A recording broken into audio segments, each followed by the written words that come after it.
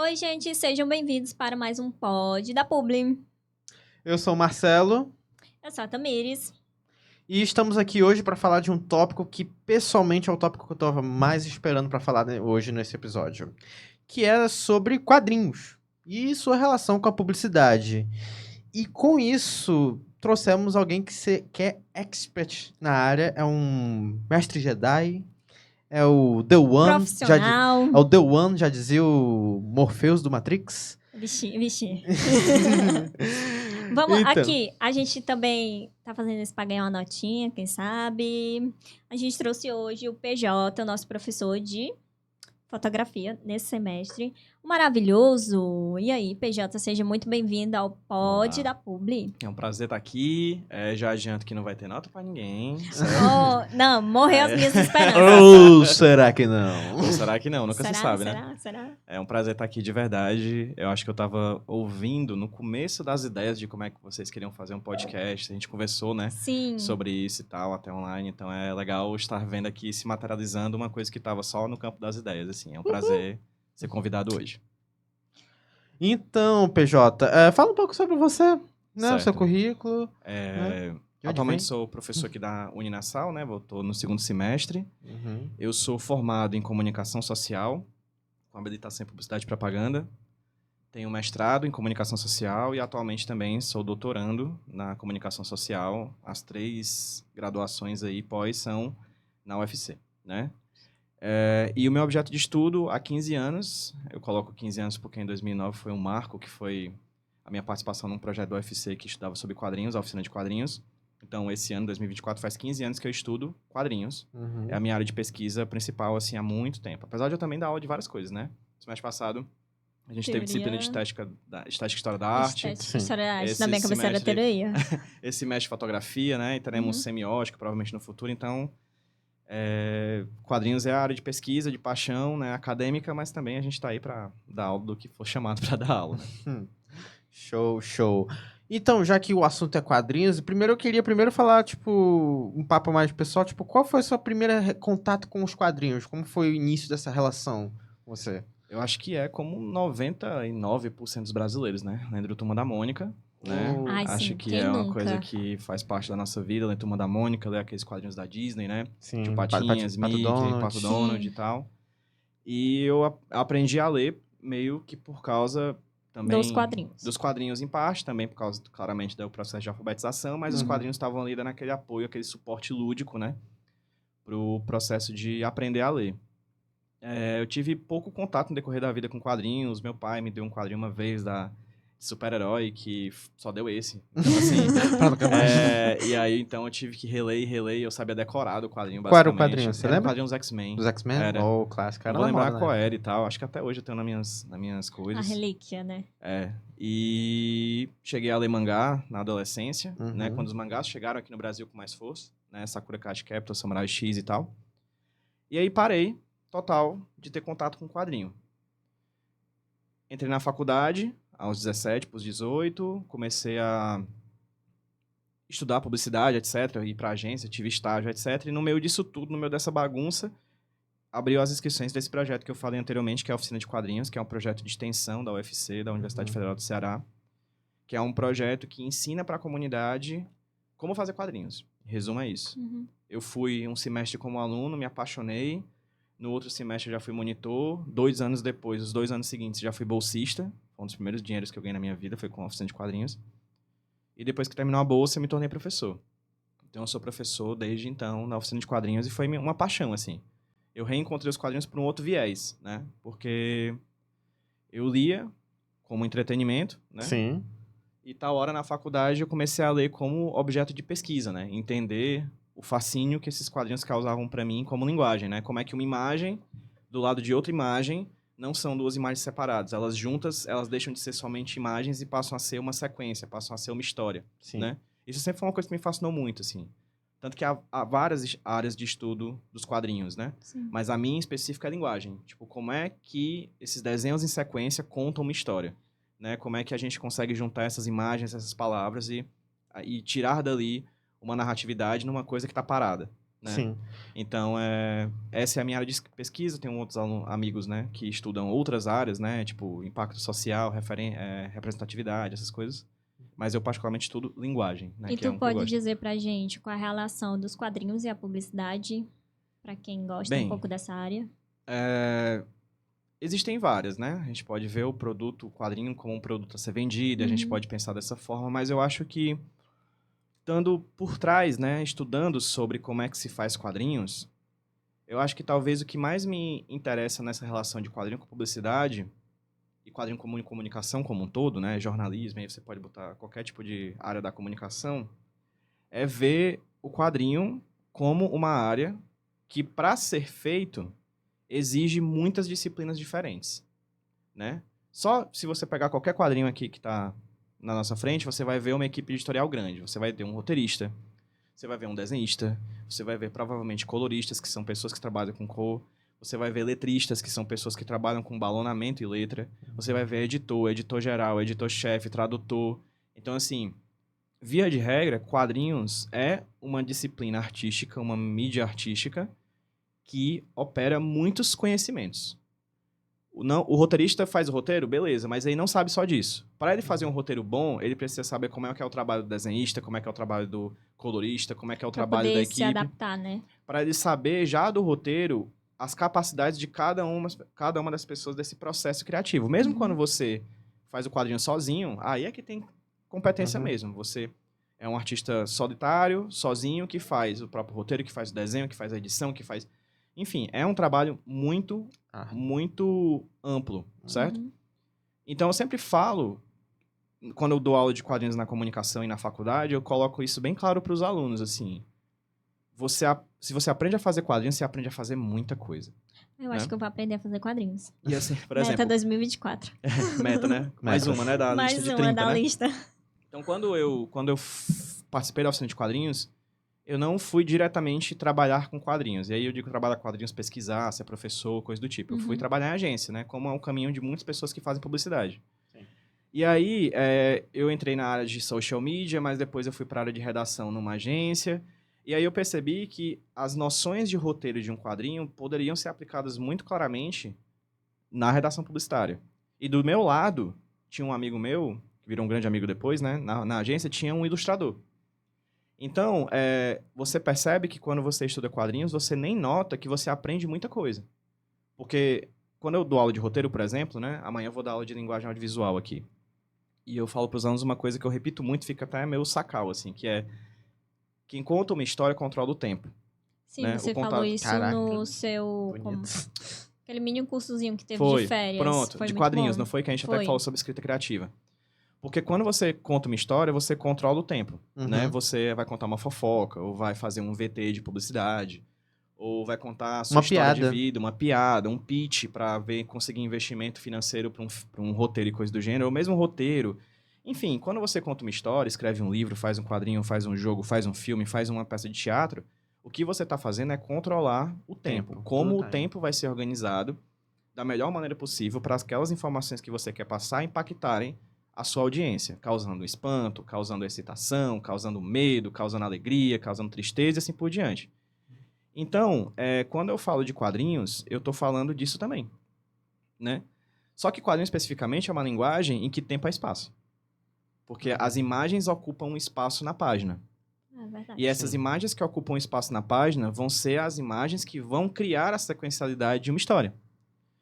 Então, é muito parecido, sei lá... E aí, quando você bota isso na ponta do lápis, e eu estudar quadrinhos, eu vou entender como é que é a relação entre tempo e espaço, vá lá, você sabe absolutamente tudo sobre como organizar da melhor maneira possível informações em várias áreas diferentes. Você vai fazer um outdoor, você vai trabalhar com a melhor organização possível de espaço no outdoor. Você vai fazer um anúncio de revista, você vai trabalhar com a melhor forma possível de organizar aquelas informações naquele anúncio de revista para ser o mais impactante possível. Você vai fazer um podcast, você vai organizar da melhor forma possível as informações para impactar os seus ouvintes. Vai fazer um vídeo, você vai usar um espaço bidimensional da tela para usar da melhor forma possível as informações que você vai colocar naquela tela para impactar o seu... Pra não ficar aquela coisa, nem muita informação, nem Exato. pouca informação. Ser, Exato. tipo... Escolher o que colocar, escolher o que tirar, escolher o que ocultar, escolher o que mostrar, né? Uhum. Então, o quadrinho, ele é uma linguagem que lida com isso. Tipo, o que é que eu vou colocar nessa página para causar o que eu quero causar em quem tá lendo, né? O que é que eu vou colocar na página seguinte, por exemplo? Você lê quadrinhos, Sim. né? Você já viu aquelas páginas que são as splash pages, que são aquelas páginas de quadrinhos que ocupam... Um desenho ocupa a página inteira? Sim, que ela- continua. São páginas que causam choque. Tipo, vai ter uma explosão, aí no final da página tem a explosão, quando você vira a página, é a explosão. A explosão, ela toma a página inteira, ou seja, ela ocupa um grande espaço eu da acho página. que eu já vi, eu não leio tanto quadrinhos. Pronto, mas é muito possível que você tenha visto, assim, tipo, aquelas imagens... Pronto, uma imagem que causa pega um espaço inteiro desse, né? Uhum. Aqui é estranho. Por quê? Porque ela tá pegando no lado direito. Uhum. Mas a maioria das vezes, as surpresas estão na virada de página. Você organiza para que quando você vire a página, cause aquele choque na audiência. Choque no Sim. leitor, né? Então, mesmo quando você está lendo um quadrinho, você percebe que na virada de página, ou por exemplo, quando a gente vê tirinha na internet, que é no carrossel, né? Sim. Tirinha de humor, a piada fica no último quadro, você vai passando. Você para ainda, que eu quero entender isso daqui. Aí vai até o final. E aí, no final, você solta um riso por causa que a piada está escondida no último quadro. Sim. Isso é organizar a informação, né? Então, por isso que quando a gente fala de quadrinhos e tudo mais, e discute sobre quadrinhos, a gente está discutindo sobre uma mídia uma linguagem, uma mídia, um documento histórico, um objeto, enfim, algo que opera muitos tipos de conhecimento. Então, se você aprende a fazer quadrinhos, não é que você aprende a fazer outras coisas, mas se você ousar fazer outras coisas, você já não vai do ponto zero. Você já está ali 2 ou 3 passos na corrida para aprender essa outra linguagem. Ah, fiz quadrinho, sei fazer filme? Não. Você vai ter que estudar filme. Amigo, calma. Mas Você sabe fazer você já entende como é que é a imagem, você entende a questão dos planos de imagem, você entende como é decupagem, você entende como é sequência, você entende algumas coisas que agora você vai aprimorar para aprender cinema. Uhum. Porém, você não vai sair do zero. Você já tem, tipo, a base, né? Você E tem aí, uma noção. tem um livro de um cara italiano chamado Daniele Barbieri, né? Um homem chamado Daniele Barbieri, acho muito legal. Já tem até foto com ele, ele veio uma vez para um evento. Ele tem um livro chamado As Linguagens do Quadrinho, em que ele fala, basicamente, o que é que tem de teatro no quadrinho, o que é que tem de literatura no quadrinho, o que é que tem de cinema no quadrinho, o que é que tem de música no quadrinho. Então ele pega várias e várias linguagens artísticas diferentes, cada um com suas próprias semióticas, cada um com seus próprios signos, cada um com as suas próprias maneiras de mostrar, né, os pensamentos de quem faz a música, quem faz o cinema, quem faz o teatro. E ele faz um paralelo como os quadrinhos fagocitam isso. Como é que a linguagem dos quadrinhos traz para dentro de si essas diferentes possibilidades que diferentes linguagens artísticas trazem. E aí, quando você vê, tu vê que quadrinho é tudo. Quadrinho engloba basicamente tudo. É uma linguagem completamente desavergonhada de pegar a referência de tudo que é canto diferente e meter dentro da página, né? Você vai ver Scott Pilgrim, por exemplo, né? Sim. Que é um quadrinho inspirado no universo dos videogames, né? Excelente. Tal hora você tem as imagens de videogame, etc. E em algum momento tem uma receita de comida que tá lá dentro do quadrinho. E o personagem tá fazendo a receita, ele coloca lá a receita zona um xerocado, assim, escaneado. Porque o quadrinho não tem nenhuma vergonha de trazer para dentro de si, de engolir basicamente tudo que tá sendo feito nas outras linguagens atualmente, assim. É uma linguagem muito, muito, muito ampla. E eu sabe? acho que, tipo, quando foram pra fazer a adaptação também, eu acho que foi muito bem sucedido. Tipo, a tradução também, porque Isso. é muito... Eles pegaram justamente essa vibe do videogame, né? Do videogame. Isso. Então ele É um bom exemplo de tradução, né? É um bom exemplo de tradução, por quê? Porque eu não sou daquele que acha que quando você adapta uma obra para o cinema, ela tem que ser fiel à obra original. Porque eu acho... Se eu vou querer ver a obra original no cinema, eu leio a obra original. Né? Por isso que se chama adaptação. Exato. E aí, quando você faz adaptação, né? Acho que até, não sei se falei para vocês nas aulas e tal, sobre um livro chamado Sobre Tradução, de um escritor francês chamado Paul Ricoeur, que ele fala de um ditado italiano, que é tradutor e traitore, né? Todo tradutor é um traidor. Quando você traduz... Não é a mesma coisa do original. Nunca vai ser. Absolutamente nunca vai ser. Sim. Você vai ler um livro, por exemplo, o livro é palavra em papel, né? É palavra Sim. no Kindle, é palavras em sequência dentro de uma obra. Se você vai fazer um filme daquilo, você já tá colocando imagem, tá colocando som, tá colocando atuação, tá colocando fotografia, você tá colocando todas as outras dimensões que só o cinema tem. Eu acho que E assim... nem tudo que tá no livro Dá pra dá botar pra você no traduzir. filme. E aí você pode tentar achar artifícios cinematográficos Sim. para emular os artifícios Uhum. literários. E aí, Acho ou que não. assim, não querendo desvirtuar muito o assunto, acho que o Duna é o maior exemplo disso. É, eu não vi. Nenhum dois. Eu tô É. muito ruim de filme ultimamente, Não, essa é a verdade. mas, Eu também tipo, não só vi, pegando de então. exemplo, porque, Mas tipo, sim. o livro, ele é muito, muito mais doido do que Do que o filme realmente é. O que o filme é muito filme, né? mais Pé no chão, né? sóbrio. É. Sim. Eu acho que também eles veem bastante o público, né, que vai assistir. Eu acho que É, não isso é existe verdade. nenhum filme fiel ao livro, porque também, se você for pensar, ele for colocar literalmente o livro em um filme, cara, eu nem assistiria, ia ficar muito sem graça. Sim, sim. E é muito disso mesmo, de você só estar revendo as mesmas histórias o tempo inteiro, É. né? E uma Satura um pouco. satura. É uma coisa que você falou a respeito dos quadrinhos, é que, tipo, pegando um pouco do início, é que, tipo, acho que muita gente ainda pega um pouco de preconceito, vamos dizer assim, no quadrinho por ser uma mídia, vamos dizer assim, Aham. voltada mais para um público infanto-juvenil, só que Sim. muita gente não sabe, e eu acho que quando você teve esse reencontro com os quadrinhos, o senhor pôde muito bem ver outros tipos de quadrinhos, Sim. né? Quadrinhos europeus, né? Sim. Que abordam temas mais adultos até que às Isso. vezes os quadrinhos que estão presentes aqui, Uhum. certo? E como foi esse contrato, tipo, com esse contato com um tipo diferente de quadrinho, né? Eu já vi até Sim. quadrinhos, desculpa te Sem cortar, problema. que eu já vi até quadrinhos brasileiros que eu tinha até quando era criança, não sei se era um paradidático e tudo, que contava de um menino da comunidade. Sim. Era um quadrinho que era o dia a dia desse menino na comunidade, Sim. né? E era muito interessante, tipo, pra mim, na época de escola, que só era obrigado a ler o Iracema, era ótimo Ele ter é esse conteúdo Iracema. diferente, né? É. E é, tipo, em uma linguagem que conectava comigo quando era Sim. criança, né? Então, como foi esse contato, esse descobrimento de um universo um pouco mais Certo. adulto, né? Eu acho interessante falar de quadrinhos porque os quadrinhos eles são uma linguagem que sofreram muito com a questão da parte pelo todo, né? Como assim? Ninguém aqui diria que cinema é coisa de adulto. Assim como Sim. ninguém diria que teatro é coisa de criança ou que livro é coisa de velho. É, Por quê? Tem livro para todas as faixas etárias? sim, Sim. Filme para todas as faixas etárias? sim, Peças para todas as faixas etárias? sim. Tem quadrinho para todas as faixas etárias. Só que a popularização do quadrinho, mundialmente falando, foi muito pelo campo dos super-heróis, Sim. né?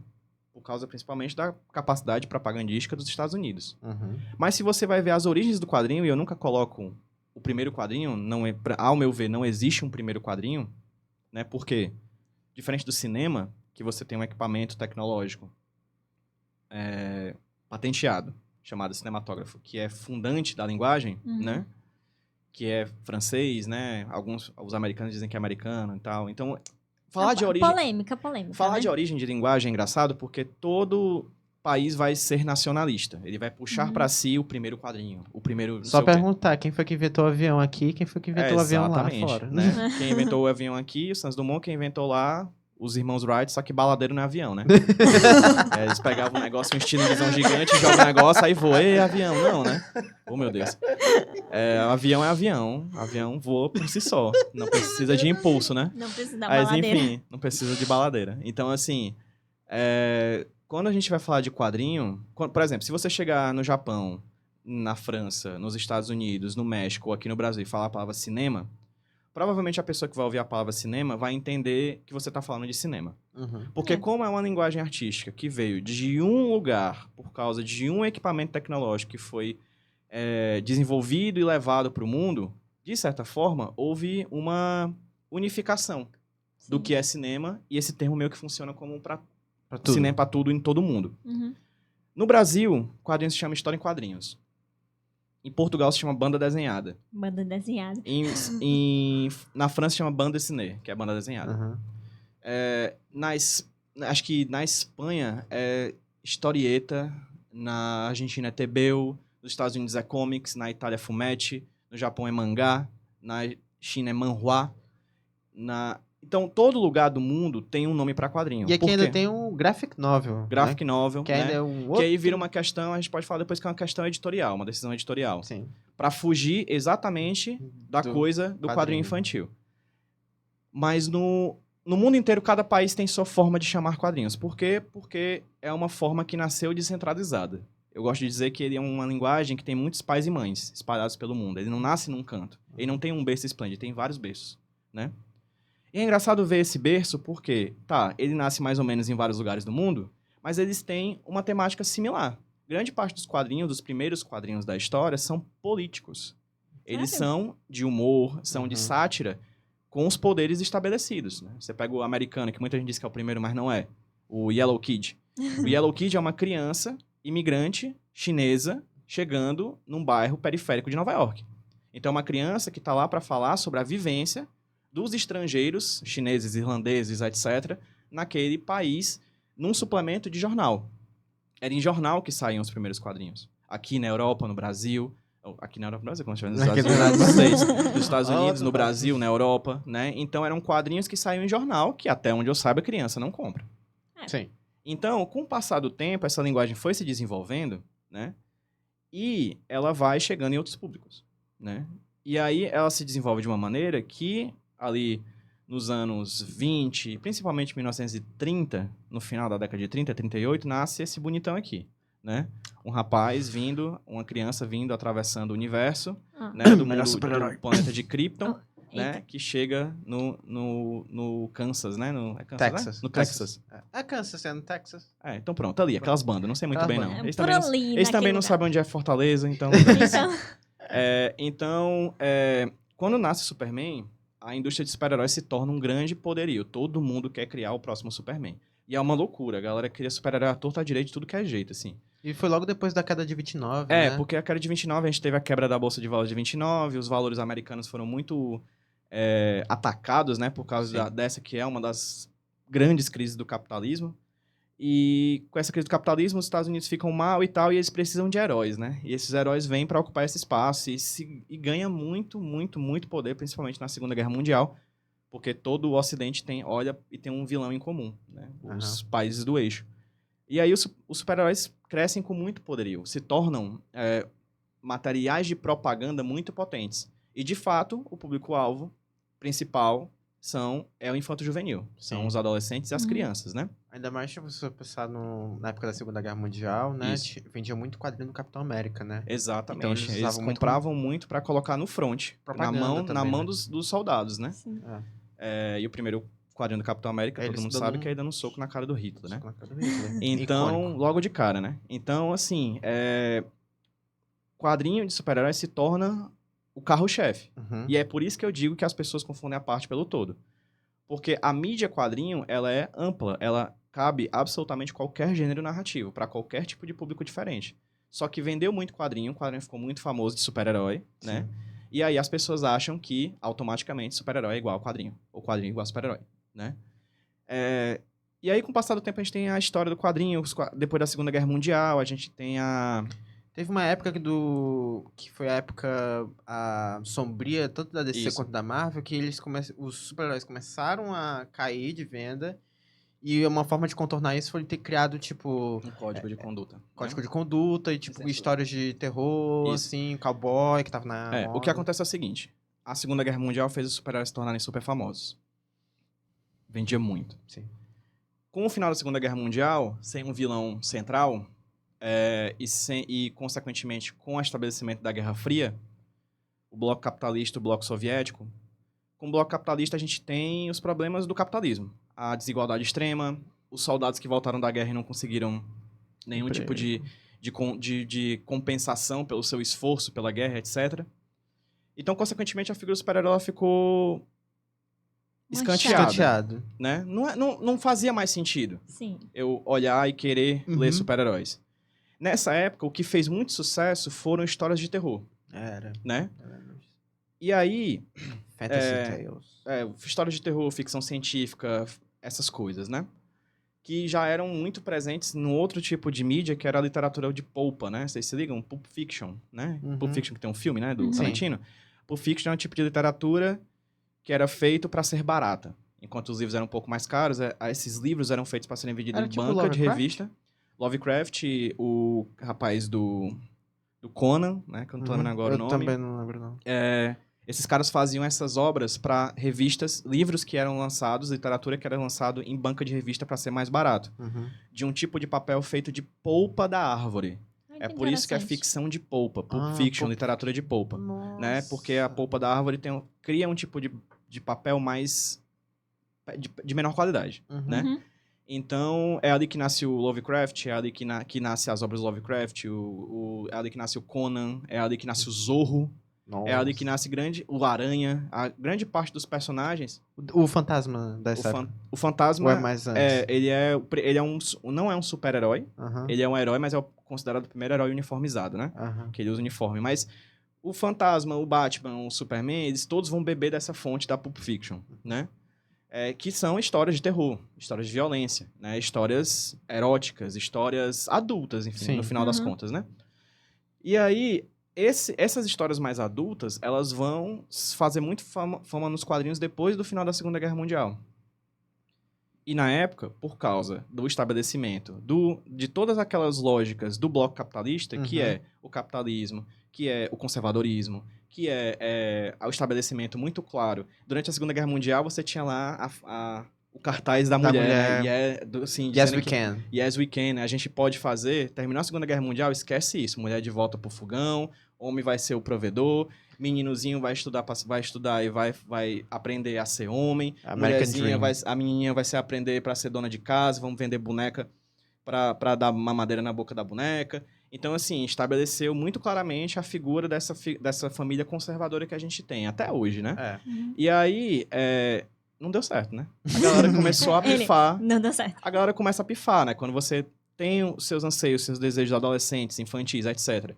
E você tenta ser colocado dentro desse estabelecimento ficcional, dessa família que, no final das contas, meio que não existe, né? De margarina, de propaganda de margarina, a galera pira, né? E aí a gente tem um crescimento muito grande, devido à desigualdade social e essas questões, da delinquência juvenil.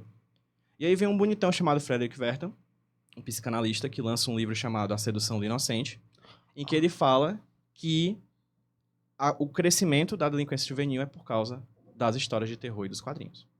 E aí ele achou um bode expiatório que é fantástico, como toda vez que existe uma crise social que dialoga com uma crise ética e moral, a galera acha bode expiatório. Foi com quadrinho, foi com videogame, foi com RPG, foi com a internet. Sempre é a culpa de outra pessoa além da sociedade. Na época que foi, tipo, o Chaplin não teve um pouco isso também, que ele sofreu um problema por causa do filme Grande Ditador? Pois é. E o FBI foi correr Foi. atrás dele, que era comunista. Ele podia ser comunista, né? Exatamente. O medo comunista, né? O grande parte dos filmes de terror da Guerra Fria eram filmes de invasão alienígena, por causa do medo da do invasão comunista. comunista. Meu né? Deus. E aí, nessa brincadeira, né? Os quadrinhos foram queimados em praça pública, assim. Teve sessões do Senado americano querendo proibir os quadrinhos e tal.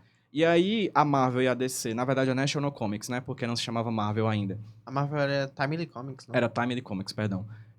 E aí, na década de 60 que vai se tornar Marvel. Isso. Essas duas editoras, né? Elas veem que elas estavam perdendo vendas Uhum. por Mas causa ela dos já quadrinhos de existiu, terror. as duas, né? Já. Estavam em crise, porque ninguém queria ler mais super-herói.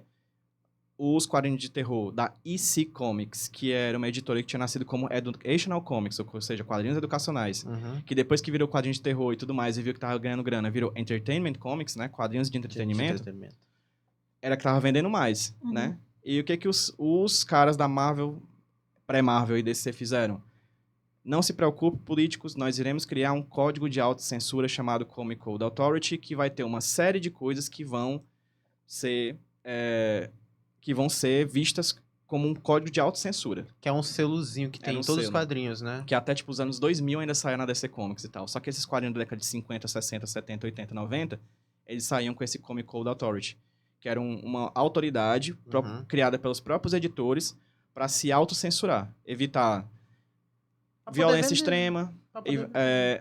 É interessantíssimo ver as capas da Mulher Maravilha no começo. Mulher Maravilha quebrando correntes, Mulher Maravilha salvando mulheres, Mulher Maravilha em cima de um cavalo com uma espada na mão. Começou o Comic Code Authority, primeira, segunda, terceira capa da revista é o Steve Trevor levando a Mulher Maravilha no braço, porque ela não consegue atravessar o lago sem molhar os pés. Essa Mulher Maravilha. Então, assim, no livro do Frederick Wertham, ele fala, a Mulher Maravilha tá ensinando as meninas as coisas erradas. Tipo, como assim as meninas acham que elas podem fazer o que elas quiserem? Uhum. Como assim as mulheres acham que pode estar onde elas quiserem? Imagina ele vendo os X-Men. É, exatamente. Então é isso. Aí os quadrinhos. Muito disso foi fomentado, alimentado Uhum. pelo clichê quadrinho é coisa de criança. Sim. Né? Sim. Isso foi tão trabalhado, tão repetido, foi exportado esse pensamento pro resto do mundo de uma maneira que, com o passar do tempo, as pessoas foram vinculando essas coisas. Né? Sim. Quadrinho é coisa de criança. Só que nunca foi. Na Europa nunca se deixou de ter quadrinhos mais adultos, né? Você tem o Asterix, beleza, mas Sim. tem lá quadrinhos de narrativa. As crianças francesas leem quadrinhos históricos na escola e tudo mais. Né? Existem outros tipos de quadrinhos, sempre existiram. Sempre existiram.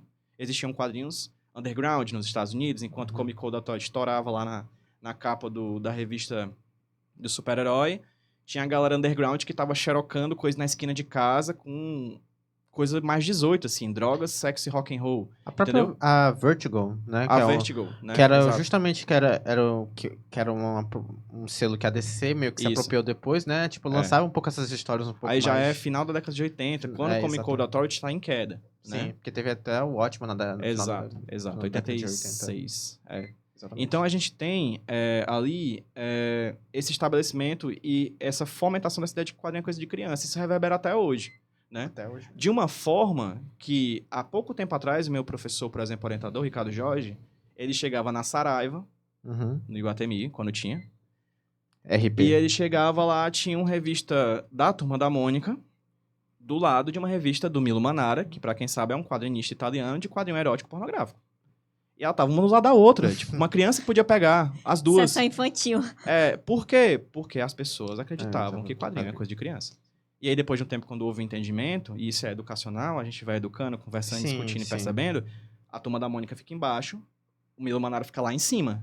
Que aí é pra quem Não quer é pegar aquele acessível quadrinho. para a criança, É né? a mesma prateleira, mas não no mesmo nível, né? Porque Uhum. ali fica mais difícil o acesso, porque a gente sabe que é para um público diferente. Sim. Sim. Eu acho que as pessoas falam também, tipo, eu escuto muito falar sobre mangá. Certo. Tem gente que diz assim, mangá é coisa de criança, mas eu Uhum. nunca cheguei a ler, Certo. mas muita gente diz que é um conteúdo que não é infantil, que nem os animes Depende também. muito. Exato. Muito. Depende. É a mesma coisa de quadrinho. É. Porque mangá Uhum. é quadrinho. Por Certo? isso que eu falei, tipo... É o termo japonês para quadrinho. Uhum. Só que a cultura japonesa tem uma outra pegada, uma forma diferente de tratar É muito do tema. mais estilizado, né? Eu nem digo estilizado, eu digo que assim, eles usam a mesma linguagem, Sim. obviamente, no método de leitura diferente, né? Porque Porque a gente lê da ele- esquerda para a direita, eles da direita para a esquerda. Sim. Um amigo meu dizia, esse bicho desenha tudo errado. Só que eles têm uma forma de lidar com o mangá diferente, porque, digamos assim, enquanto o super-herói, quadrinho americano, a gente confunde muito com super-herói, os quadrinhos de mangá, eles têm uma outra pegada, eles não costumam ser serializados ad infinitum. Ok, existe One Piece, Naruto, esses quadrinhos que nunca acabam. Beleza, existem. Mas, se você parar pra Dragon Ball, né? Quadrinhos Dragon que Ball. demoram muito tempo pra acabar. Uhum. Alguns, inclusive, nunca acabam. E parece que nunca vão acabar. Que parece o Superman. O Superman existe desde 38, galera. 80 Ele anos. E sempre vai ter quadrinho do Superman. Sempre vai ter quadrinho do Homem-Aranha. conteúdo. Sempre vai ter, porque ele deixa de ser um personagem de quadrinhos, ele passa a ser um produto. É Né? verdade. Ele é um produto, é tipo o tênis da Nike. Todo ano vai ter um tênis da Nike novo. Todo ano você tem que fazer essa coisa. Não, É uma pra marca muito movimentar a grande. marca. É uma Pra marca movimentar a muito marca. grande. Né? E o mangá, ele é um pouco diferente. Porque ele tem uma característica, talvez, que se vincule mais com a novela brasileira. É longo, mas termina. Por isso que Entende? às vezes eu gosto de conteúdos mais asiáticos, que eles têm início, meio e fim. Eles acabam em algum momento. né? Porque às vezes eu acho que certas coisas eu falo mais em filme, que é a parte que eu entendo mais. Filmes e séries. Tem série, gente, que às vezes dava pra ter acabado na segunda temporada. Eles Grey's vão, lá Anatomy. eles vão lá e fazem uma terceira. E parece que eles estão remoendo tanto aquilo que vai ficando sem graça. Sim. Eu paro, eu não aguento. Uhum. Pois é. E aí, eu costumo dizer que existem nos países, né? Diferentes narrativas nacionais, assim, que as pessoas gostam, as pessoas consomem um tipo de narrativa por excelência. Tá, no Brasil se faz todo tipo de narrativa diferente, mas as novelas brasileiras até pouco tempo atrás era a narrativa nacional. As Era. pessoas paravam pra assistir na novela. Nos últimos tempos isso mudou um pouco. Até porque Mas- eu lembro que tipo, a própria linguagem da novela mudou também, né? Isso. Porque, tipo, tanto que teve naquela novela Amor de Mãe, né? Sim. Que ela foi pra um ar mais cinematográfico, né? Sim, Tanto sem que teve- sem contar também que chegou as concorrências, os streamings, né? Sim. Sim. Muito da novela ser a narrativa nacional era porque meio que só tinha ela, novela, né? só A tinha novela era o grande poderio narrativo do Brasil. E a novela era uma coisa tão poderosa que pautava toda a Rede Globo, né? A novela virava matéria no Fantástico. Tinha um programa chamado Video Show na TV, que o Video Show era o programa mais egocêntrico do mundo, Eu adorava que é a Video Show. Globo falando da Globo, né? Eu adorava também o Video gostava Show. falando dos bastidores, etc. Eu adorava, Todo mundo né? gostava, vai. Não, Quando era é- o Otaviano Costa, Ah, nossa sim. Ai, muito senhora. bom. Mas é um programa egocêntrico, É um porque é a programa Globo egocêntrico. falando dela. É. né? Era a Globo falando dela o tempo inteiro. Então a narrativa nacional, por excelência, até pouco tempo atrás, era a novela. Sim. No Japão, é anime e mangá. né? Sempre Nos foi, Estados né? Unidos são os filmes. É por muito tempo, talvez esteja mudando, etc. Mas sim, nos Estados Unidos é filme e série. Né? Então, assim, cada país tem a sua grande narrativa, assim, ou verdade. pelo menos que não é a única narrativa, obviamente. Uhum. Existem filmes no Japão live action, existem séries de TV, existem quadrinhos, existem muitas Mas coisas. não é Existem tanto novelas lá. Mas é o o carro-chefe. carro-chefe, É o é o que é carro-chefe. exportado. É o que é exportado pra fora. Tipo a novela que é exportada do Brasil, Sim. né? Tipo, por exemplo, até pouco tempo atrás não existia a palavra fazenda no dicionário russo e existe por causa de Rei do Gado. Entendeu? Sério? Acho que foi Rei do Gado ou foi outra novela dessa? Terra não Nostra. sabia. Né? Que foi uma novela que fez muito sucesso e a palavra fazenda entrou no dicionário russo. Eu Né? lembro- Então, é muito disso, assim, é o produto narrativo por excelência daquele país. E aí, no Japão, é o mangá e o anime. Eu lembro né? muito do... Só voltando um pouquinho pra esse negócio da novela, eu lembro do José Wilker. Que Sim. ele tava num Roda Viva. Um vídeo bem antigo até. Que ele fala que, tipo... É aquela velha pergunta, a novela sempre vai acabar? Vai acabar algum dia a novela? E ele fala que, tipo, não tem como acabar, porque tá Não. muito intrínseco. Não. Tipo... Você pega a novela mais peba das 9 da Globo, uhum. vai ver os números. É 10 vezes a série mais vista na Netflix. É. Não Sim. tem, Não tem como. assim, não tem comparação. A Globo, mesmo a novela a mais baixa, a mais péssima, assim, a mais ruim, né? Nem existe essa palavra, mas eu tô botando. A mais piegas da novela, que tem menor audiência, ela dá de 5 vezes, 10 vezes a audiência da melhor série da Netflix. Sim. Não tem igual, assim. A gente perde um pouco da noção, a gente pensa que a Netflix é a bichona, a Amazon Prime, a Disney Plus, a Star Plus, esses streamings, mas a gente não tem noção da capilaridade, assim, da novela brasileira, assim. Ela tem a capacidade de muita gente assistir. Chama a família. chama a família. Reúne e fica, tipo, unifica. E é um- esperando. e é um tipo Vira de o tema da conversa Sim. dos amigos, né? Aham. E é um tipo de linguagem que eu acho que é a gente. Tem muito a ver. É muita cara da gente. Eu acho que, tipo, se a gente pegar ratos de laboratório os nossos pais e botar É. ele pra ver alguma produção da Netflix, eles não entendem. Não é que não entendem, mas, tipo. É diferente. É diferente. É. Não conversa. Minha mãe tem 77 anos e assiste Globoplay. Agora ela tá assistindo em sequência novelas que ela assistia todo dia.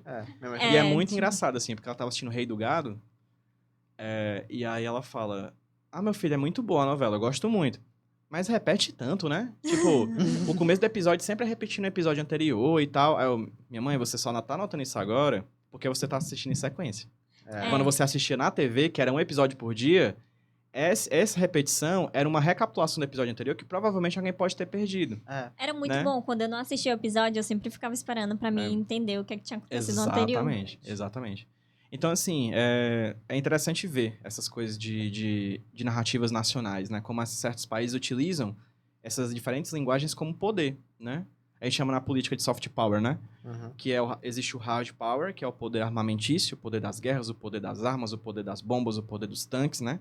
Que é um poder militarista, né? De invasão. Sim. Mas existe um outro tipo de poder que é um poder cultural, que é o soft power, que é o poder das séries, que é o poder dos aplicativos, que é o poder dos jogos, que é o poder cultural. Né? Então, por exemplo, hoje em dia a gente tem uma produção muito potente, muito forte, muito já consumida de obras sul-coreanas, né? Sim. E aí Eu sou adepta. Pronto, né? É o K-pop, são os K-dramas, os doramas, tudo isso não vem do nada. A Coreia do Sul investe 1% do seu PIB em produção cultural. Por quê? Porque sabe que é um tipo de produto que vai retornar como turismo, Uhum. E que vai Verdade. retornar como compra, né? Que vai retornar... O cara vê um dorama, aí o menino puxa um celular da Samsung, o cara vai querer comprar um celular da Samsung, e a Samsung é da onde? É da Coreia do Sul. O cara lá tá comprando o primeiro carro e vê um carro da Hyundai, passando um clipe do BTS, ele vai querer comprar um carro da Hyundai. Então essa As grana roupas vai pra também. lá. As roupas, a música, né? Vai pra lá, né? Tudo isso vai pra lá. Você vai ver, por exemplo, as séries mais vistas da Netflix, tudo coreano, Tudo coreano. né? O Round Six, por exemplo, né? O Squid Game Uhum. é coreano, né? Então, as histórias têm muito poder. E o quadrinho, né? O super-herói, os filmes de super-herói, é muito... É poder também. É muito É um poder. Eu sempre vou lembrar, assim, questão dos impactos. Alguns anos atrás teve um problema na Bienal não é de São Paulo, foi do Isso, Rio. foi do Rio. Do Marcelo Que- Crivella, o Do prefeito Marcelo da Crivella, que época. ele tentou censurar um quadrinho dos Isso. Vingadores, porque teve um beijo homossexual entre dois Isso, personagens. o Icano e o Hulkling, O Hulkling. que já são namorados no quadrinho há Há milhão de muito anos. tempo. Sim, Pra tu ver como é o impacto, né, Sim. de uma obra. E eu tô pegando isso porque é um exemplo recente do que aconteceu aqui no Brasil, né? Mas eu acho que se a gente pegar muito a nossa história, o poder dos quadrinhos, tipo, você pega o Pantera Negra. sim. Toda a história que foi criada em respeito do Pantera Negra, os próprios X-Men. E é muito doido ver que, tipo, muita gente... Existem pessoas que lêem esses quadrinhos que, tipo, tem um pouco da visão distorcida, Uhum. né? E, tipo, você tá lendo mesmo que tá... Não mete quadrinho, não mete política no meu Não quadrinho. mete política no meu quadrinho, Como né? sempre esteve. É besteira, porque sempre teve... Política lá tem tudo. Tem filme, tem série, quadrinho, música. Às vezes É você nem tudo. percebe. Você nem percebe. A existência de um material artístico já é político. Já é político. Porque ele existe, tá no mundo. Se tá no mundo, você cria relação, né? A relação das pessoas entre si é a política. A política é isso, né? Eu sempre vou lembrar de uma entrevista que o Stan Lee falou que, tipo, pelo menos ele falou dos quadrinhos da Marvel, né? Que é uma extensão do mundo. Então, Sim. tipo, é doido você ver pensar que, tipo, o quadrinho tá ficando muito woke, né? Que é o termo que eles usam lá, né? Quando acho engraçado isso tudo, tipo, esse caso do Crivella, por exemplo, materialmente, uma reação que vem daquele preconceito de quadrinho, coisa de criança. Exatamente. Né? E aí você coloca na cabeça, com toda a lógica conservadora, de que criança não pode ver um beijo entre dois homens. O que é que eu vou falar pro meu filho se ele vê dois homens beijando? Tipo, essas coisas, né? Mas ver um E Cidade aí, 90 Cidade 90 pode, porque tá lá meu dia. E aí é engraçado, por exemplo, eu tava falando sobre isso hoje, né? Sobre... Você pega, por exemplo, o Homem de Ferro, né? Nos quadrinhos, ele nasce em 62. Época da Guerra. E um dos primeiros... Guerra Fria. E um dos primeiros vilões do Homem de Ferro é o Mandarim. O Mandarim é uma versão totalmente estereotipada, né, racista, de um personagem chinês. China, comunista, consequentemente, você cria esse vilão, né, para representar isso. Aí, corta 2008, primeiro filme do MCU, do Marvel Cinematic Universe, Homem de Ferro. Quem são os primeiros vilões do filme do Homem de Ferro? Eles não é nem Mandarim, é a Organização dos 10 Anéis. Que era dos 10 Anéis lá do Mandarim, do começo. Mas qual é o do filme? Quem são eles? Que são o pessoal do Oriente Médio. Os árabes. Os árabes, né? porque tava no meio da guerra do 2008, 7 anos depois do 11 de setembro, né? Então, assim... É um reflexo dos tempos. Não sou eu que falo isso, né? O Leandro Carnal, o carequinha lá, né? O filósofo e tal, que fala muito bem, não sei o quê. Ele tem uma frase que é muito boa, que é... Ele tem, na verdade, a pesquisa dele sobre os Estados Unidos, né? Sim. E ele fala que os Estados Unidos são um país que foi fundado na negação do outro. Chegam os colonos negando a presença dos indígenas. Então, há um genocídio, um massacre dos indígenas. Ocupam os Estados Unidos. Beleza. E agora? Agora, vamos separar dos ingleses. Então, os inimigos são os ingleses. Então, existe a guerra com os ingleses. Aí, terminou com os ingleses, independência. Beleza. Qual é o nosso inimigo agora? Os mexicanos. Não separa. Então, vamos ganhar o Texas e deixa o mexicano cá, cria um muro, uma barreira, não deixa entrar. E agora, o que é que a gente tem? Sei lá, vamos procurar... Segunda Guerra, né? Os nazistas, bora lá, os contra-nazistas, beleza. Terminou a Segunda Guerra. E agora? Guerra Fria, com o comunismo, agora é os soviéticos, nossos inimigos. Terminou, derrubou o muro de Berlim. E agora? É os terroristas, os árabes. Entendeu? Tipo, é uma nação que é fundada na negação do outro. Eles só existem, né? Até o Vietnã também, né? E ele fala uma coisa engraçada, né? Que ele diz assim, Brasil. Por que o Brasil chama Brasil? Pau Brasil. Joia. Um produto. Argentina. Vocês sabem por que a Argentina chama Argentina? Não. Não? Vão lá na tabela e procurem o símbolo da prata. A prata é o argentum, AG. Então, a Argentina é por causa da prata da Argentina. Bolívia, Simão Bolívar. Colômbia, Colombo, né? Venezuela, por causa de outra coisa lá que ele fala que é acho que é tipo um tipo de um pigmento ou coisa do gênero. Então, produto, né? Então, todos os países do mundo costumam dar nomes a entidades que foram importantes para o país ou algum produto ou alguma coisa que vem de sua natureza. O que é os Estados Unidos? São estados soltos São que estão 7 unidos. estados que estão unidos. São 50, né? São 50 estados que estão lá e estão unidos. E na América. Estados Unidos da América. Então, eles não têm uma identidade formada por uma narrativa própria, entendeu? Por uma coisa do tipo. Eles são estados soltos que se unem quando? Quando criam um inimigo em comum. Então, os quadrinhos de super-herói trabalham muito com isso, né? Quando tem inimigo em comum, eles vão mudando. A Sociedade dos Dez Anéis, né? Que é o grupo que inicialmente era um grupo terrorista chinês, ele vai virar um grupo terrorista árabe. Daqui a pouco os Estados Unidos acham outro inimigo. Quando achar outro inimigo, os Dez Anéis vão ser desse outro inimigo. E que, tipo, 15 anos depois, quando teve o filme do Shang-Chi, teve o Mandarim. Exatamente. Aí eles fizeram, dessa vez chinês, um remake, reorganizaram ali a casa. Mas é isso. Eles vivem de encontrar inimigos, né? Eram os russos até pouco tempo atrás, daqui a pouco é outro. E quando encontrar outro inimigo, esse inimigo vai ter uma cara, provavelmente em algum quadrinho ou filme de super-herói. Então, quadrinho é política, tudo é política. Exatamente. Eu creio que tudo tem um pouquinho de política e às vezes você nem percebe. Exatamente. Não perceber é político. É droga. Tem mais alguma coisa? Não, a gente já tirou todas as dúvidas de vocês. Conhecemos um pouco sobre quadrinhos, principalmente eu, que não conheço muito sobre essa área. Achei bem interessante. Antes de finalizar, eu queria só, bom, eu não quero ficar Spoiler. babando o ovo dos Estados Unidos, Certo. mas você tem algum quadrinho nacional brasileiro da nossa bendita terra que você queira indicar? Tenho sim. Tenho um quadrinho que eu gosto muito chamado Beco do Rosário. Beco do Rosário. Que é de uma quadrinista gaúcha chamada Ana Luísa Keller, que ela faz um resgate histórico de uma rua que não existe mais, lá em Porto Alegre. Ela faz um quadrinho belíssimo sobre como essa rua ela foi destruída, basicamente, para a criação de uma avenida. Então, é um baita quadrinho. Aqui do Nordeste, eu gosto muito do Maiara e Annabelle, que é um quadrinho cearense, um desenhista cearense, Thales Rodrigues, e um quadrinista e um roteirista de Maceió, o Pablo Casado, que fazem uma história que se passa em Fortaleza de duas mulheres caçadoras de demônios que são funcionárias públicas. Caraca. Então elas fazem parte de um departamento de um departamento público do estado, né, que é o departamento de ataque às forças ocultas, uma parada Qual o do nome? tipo. Maiara e Annabelle. Maiara e perfeito. Annabelle. Achei interessante. É muito bom. Nossa! O Thales, o mesmo desenho de Maiara e Annabelle, o TCC dele de jornalismo foi uma história em quadrinhos.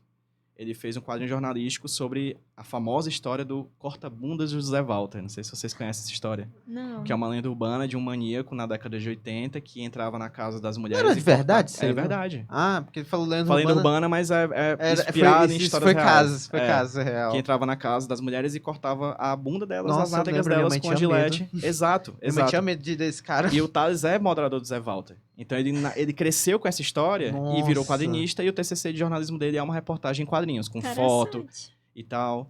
Foda. Sei lá, tem tantos outros, mas eu acho que talvez esses três sejam o que veio na minha mente agora. Eu gosto muito do Arlindo, que é de uma quadrinista amiga minha lá do Rio Grande do Norte, chamada Luísa de Souza. A Luísa vai virar desenho animado, inclusive, o Arlindo, que é um quadrinho sobre um menino no interior de uma cidade do Rio Grande do Norte, se descobrindo gay e lidando com as questões de uma família muito conservadora no interior do Rio Grande do Norte.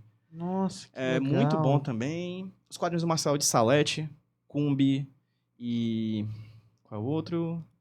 Angola Janga. Angola Janga é um quadrinho de umas 900 páginas, que ele demorou, 9 anos pra fazer. Caralho.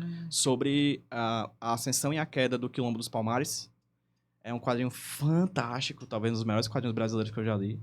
Então acho que isso daí dá pra começar. Tu já viu a adaptação de Macunaíma para quadrinhos? Não, nunca vi. Mas já li algumas adaptações de livros pra quadrinhos. Eu acho que o meu professor, para tentar trazer essa história do Macunaíma pra Sim. gente, ele trouxe a versão em quadrinhos, pra ver se a turma absorvia mais o conteúdo. Sim. Gente, é muito engraçado. E o professor lendo pra turma.